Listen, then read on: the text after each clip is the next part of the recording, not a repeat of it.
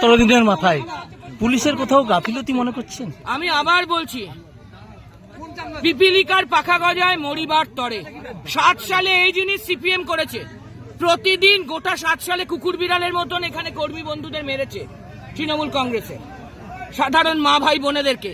তার জবাব রাজনৈতিকভাবে 11 পেয়েছে। তো এই সুশান্ত ঘোষ, দীপক সরকার, লক্ষণ শেঠরা সেই রাস্তায় বিরোধী দলনেতারা হাঁটছে, মোদীবাবুর চেলারা হাঁটছে একই রাস্তায়।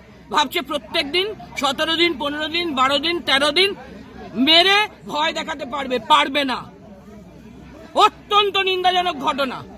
আর বিরোধী দলনেতা যদি লোডশেডিং এ অন্ধকারে চোরা পথে না জিতে থাকে, তাহলে তো তার বাপের বেটা হওয়া উচিত। তার এলাকায় রোজ কেন লোক মারা যাচ্ছে? সে তার পাশে নেই কেন? তাদের পরিবারের পাশে নেই কেন? ওই বিষ্ণুপদ মণ্ডলেরও বাড়ির পাশে আসেনি, থানা থেকে চলে গেছে। এখানেও মহাদেব বিষয়, আমি কলকাতা থেকে চলে এলাম, আমাদের সবাই এখানে আছেন, ওরা আসতে পারেনি কেন? ও নাকি এখানে জিতেছে? জিতেছে তো দম কই? মায়ের সঙ্গে, বোনের সঙ্গে, 2 ছেলে 3 ছেলের সঙ্গে, ভাইয়ের সঙ্গে দেখা করুক এসে।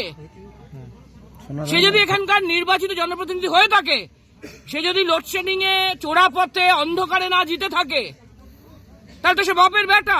আসছে না কেন? তার এলাকায় একজন মারা গেছেন, সনাতনীকে খুন করছে। আর প্রত্যেকটি তো ও নাকি সনাতনী ধর্মের প্রচারক। বিষ্ণুপদ মণ্ডল হিন্দু ভাই নন, মহাদেব বিষয় হিন্দু ভাই নন। যারা মারা যাচ্ছেন তার জন্য কেউ চোখের জল পড়ছে না? সনাতনী পরাকাষ্ঠা